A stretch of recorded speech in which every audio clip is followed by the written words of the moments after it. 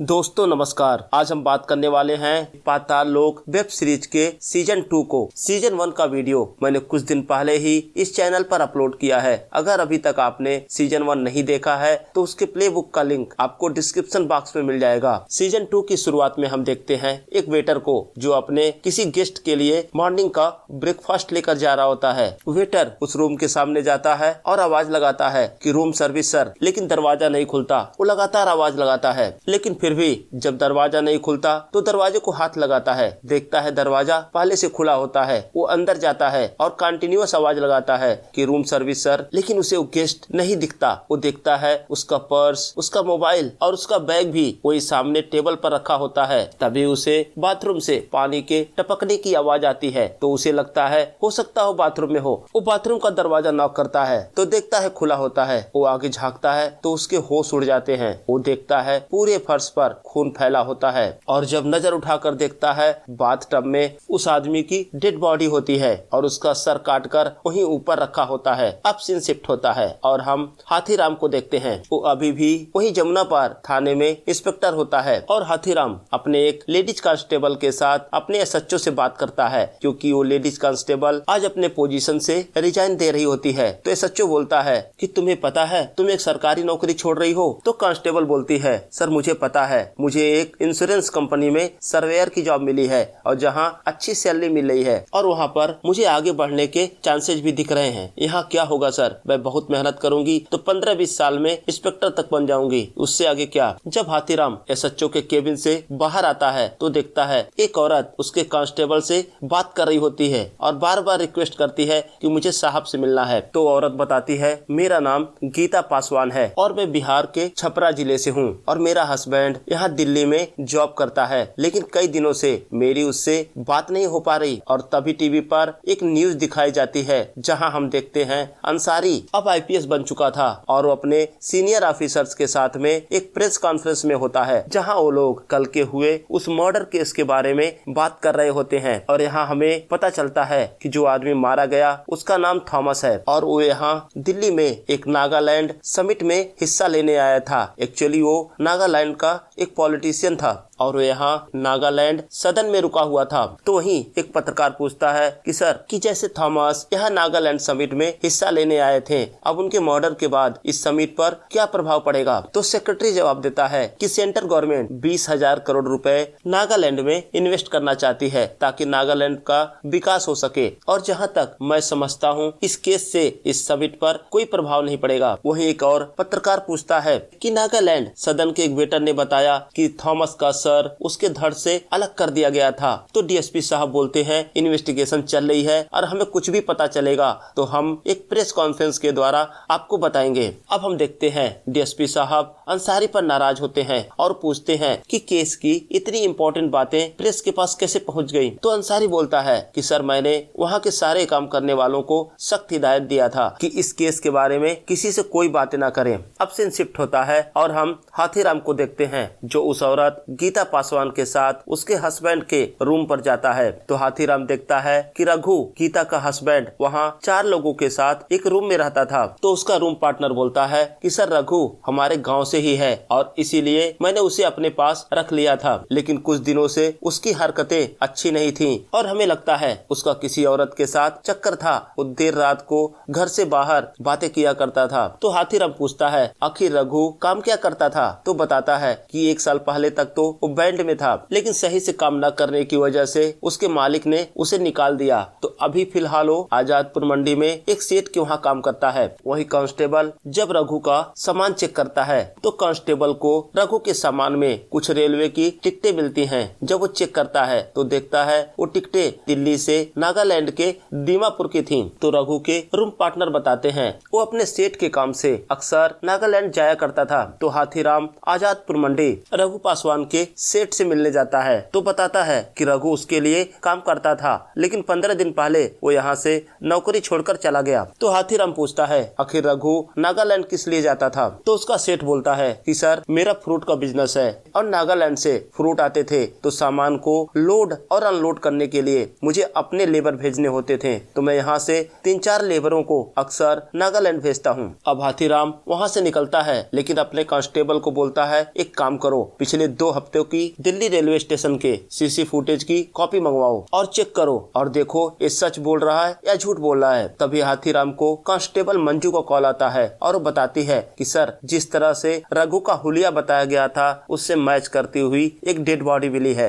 अब हाथीराम दिल्ली के government hospital जाता है, तभी वो देखता है वहीं पर अंसारी आ जाता है और अंसारी की गाड़ी रुकते ही मीडिया वाले उसे घेर लेते हैं। लेकिन जब गीता उस डेड बॉडी को देखती है तो बोलती है ये मेरा हस्बैंड रघु नहीं है। और वही दूसरी तरफ हम अंसारी को देखते हैं जो थॉमस के केस के सिलसिले में डॉक्टर से मिलता है, तो पोस्टमार्टम करने वाला डॉक्टर उसको बताता है कि इसकी मौत करीब रात के 1 बजे के आसपास हुई होगी और वो ये भी बताता है पहले इसे मारा गया, फिर इसका सिर इसके धड़ से अलग कर दिया गया। तो वही जूनियर डॉक्टर बोलती है कि सर मैंने एक डॉक्यूमेंट्री देखी थी जिसके अंदर ऐसे ही किलर लोगों का सिर धड़ से अलग कर देता है, वो किलर इसके द्वारा कोई मैसेज देना चाहता है। तो सीनियर डॉक्टर बोलता है हम यहाँ वही बातें करते हैं जिनका हमारे पास प्रूफ होता है और बिना एविडेंस के हम कुछ भी नहीं बोल सकते। अब सीन शिफ्ट होता है और हम हाथीराम को देखते हैं। उसकी बाइक खराब हो गई थी तो हाथीराम बाइक को पैदल ही लेकर धक्का लगाते हुए जाता है। तभी उसका पड़ोसी बोलता है अरे इंस्पेक्टर साहब नई गाड़ी ले लो।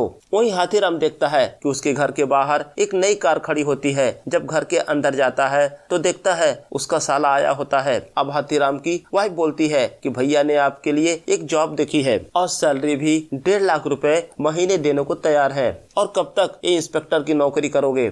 अब न चाहते हुए भी अगले दिन हाथीराम अपने साले के साथ उस कंपनी में जाता है तो वहाँ का ऑनर बताता है कि मैं किसी जानने वाले को देख रहा हूँ, मेरे वहाँ सिक्योरिटी के जनरल मैनेजर की पोजीशन खाली है और पिछले महीने कुछ प्रॉब्लम हो गई थी, इसलिए हम अपना सिक्योरिटी सिस्टम अपग्रेड कर रहे हैं। वहीं हाथीराम को वो सीसीटीवी के कैमरे में दिखाता है कि अंदर लोग कैश गिन रहे होते हैं। हाथीराम तुरंत समझ जाता है यहाँ पर हवाला का काम होता है। हाथीराम वहाँ के ऑनर को बोलता है बात सच है, अगर मैं यहाँ अपने साले के साथ नहीं आया होता तो तुम्हें उठाकर अंदर कर देता। अब हाथीराम वहाँ से निकलता है और देखता है कि उसे एक अननोन नंबर से लगातार कॉल आ रहे थे। अब हाथीराम उस अननोन नंबर पर कॉल बैक करता है तो उधर से आवाज आती है कि मैं ट्रैफिक पुलिस से हूँ और एक औरत का एक्सीडेंट हुआ जिसके मोबाइल में आपका नंबर था तो मैंने आपको कॉल किया। अब हम अंसारी को देखते हैं जो नागालैंड सदन जाता है। जब अंसारी और उसकी टीम उस वेटर से पूछताछ करती है तो बताता है कि अक्सर थॉमस साहब रात में यहाँ ड्रिंक करने आते थे और उनके साथ उनका सिक्योरिटी गार्ड भी होता था, लेकिन कल रात वो अकेले ही यहाँ बैठकर ड्रिंक कर रहे थे और तभी उनको एक कॉल आया जिस पर वो नाराज होकर बातें कर रहे थे, लेकिन उनके बीच में क्या बातें हो रही थी वो मुझे नहीं पता। और फिर सुबह 7 बजे जब मैं उनके लिए चाय लेकर उनके रूम में गया तो मैंने देखा कि थॉमस साहब की डेड बॉडी वहाँ पड़ी थी। अब अंसारी वहाँ का सीसीटीवी फुटेज चेक करता है तो देखता है जिस फ्लोर पे थॉमस रुका हुआ था उस फ्लोर के थॉमस के रूम के साइड का सीसीटीवी फुटेज अवेलेबल नहीं था। तो अंसारी वहाँ के सिक्योरिटी ऑफिसर से पूछता है कि वहाँ का फुटेज क्यों नहीं अवेलेबल है, तो बताता है कि सर थॉमस सर ने रिक्वेस्ट किया था कि उस एरिया का सीसीटीवी बंद रखा जाए और मेरे पास इस बात के रिटन अप्रूवल है। वही अंसारी एक लड़की को नोटिस करता है जो थॉमस के फ्लोर से नीचे आती है और काफी घबराई होती है। तो अंसारी अपने जूनियर से बोलता है इस लड़की के लिए लुकआउट नोटिस जारी करो, अपने इन्फॉर्मर लगाओ, कुछ भी करो, लेकिन जल्दी से इसके बारे में मुझे इन्फॉर्मेशन चाहिए। अब सीन शिफ्ट होता है और हम हाथीराम को देखते हैं। जब वो गवर्नमेंट हॉस्पिटल पहुंचता है तो गीता पासवान के बच्चे को देखता है।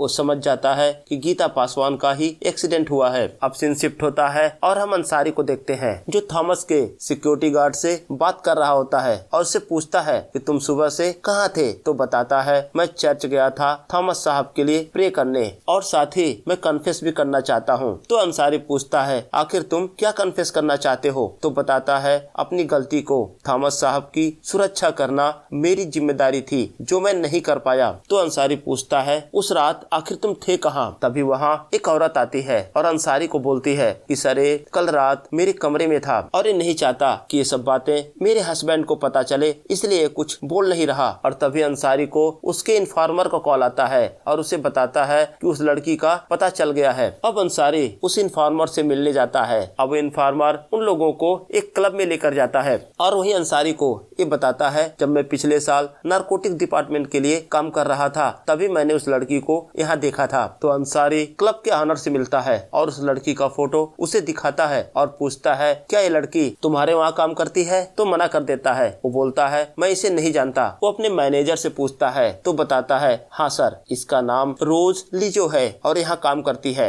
ये डांस फ्लोर पे लोगों के साथ डांस करती है ताकि लोगों का मूड बनाया जा सके। अब अंसारी उस मैनेजर से रोज का एड्रेस लेकर उसके घर जाता है और जब वो लोग उसके कमरे की तलाशी लेते हैं तो उन्हें वहाँ नशीले इंजेक्शन और ड्रग मिलता है। जब अंसारी उस घर के मकान मालिक से पूछता है कि रोज से मिलने कौन आता था, तो बताती है कि उससे मिलने अक्सर एक आदमी आता था जिसके पास लाल कलर की बड़ी गाड़ी है। और तभी अंसारी को याद आता है कि उस क्लब के मालिक के पास भी लाल कलर की एक ऑडी है। अब अंसारी अपने असिस्टेंट संदीप को बोलता है कि आरटीओ से उस गाड़ी के बारे में जानकारी निकालो और ट्रैफिक पुलिस को इन्फॉर्म करो कि उस एरिया के हर तरफ नाकाबंदी की जाए। मुझे किसी भी हालत में वो बंदा चाहिए। अब सीन शिफ्ट होता है और हम हाथीराम को देखते हैं। उसका कांस्टेबल उसे बताता है कि गीता पासवान की डेथ हो गई और गीता पासवान का बच्चा उस समय हाथीराम के पास बैठा होता है। तो हाथीराम नोटिस करता है कि दो लोगों को देखकर वो बच्चा डर रहा होता है। जब हाथीराम उन दोनों को बुलाता है वो दोनों वहाँ से भागने लगते हैं। हाथीराम उनका पीछा करता है लेकिन वो दोनों अपनी बाइक से वहाँ से भागने में सफल होते हैं। और तभी हाथीराम को उसके कांस्टेबल मंजू को कॉल आता है। वो बताती है कि उसने रघु को रेलवे स्टेशन के सीसीटीवी फुटेज में देखा है। जब हाथीराम अपने थाने पहुँचता है तो मंजू उसे वो सीसीटीवी फुटेज दिखाती है और बताती है कि सर ये 2 दिन पहले का फुटेज है और मैंने रघु पासवान को प्लेटफॉर्म नंबर 16 पर देखा और प्लेटफॉर्म नंबर 16 से ही अवध आसाम एक्सप्रेस निकलती है। तो वहीं हाथीराम नोटिस करता है कि रघु के साथ में एक लड़की होती है। जब वो जूम करके उस लड़की को देखता है तो उसे पहचान जाता है क्योंकि उनके पास उस लड़की का लुकआउट नोटिस आया था जिसका नाम है रोज लिजा। वही है जिसे अंसारी भी अभी ढूंढ रहा है। और इसी के साथ एपिसोड 1 यहीं पर समाप्त हो जाता है। तो फ्रेंड्स, इस पूरे सीरीज के 8 एपिसोड हैं और हर एपिसोड का डिटेल वीडियो आपको इस चैनल पर डेली अपलोड होगा। तो फ्रेंड्स, अगर अभी तक आपने इस चैनल को सब्सक्राइब नहीं किया है तो प्लीज सब्सक्राइब करें और मिलते हैं अगले वीडियो में। तब तक के लिए जय हिंद।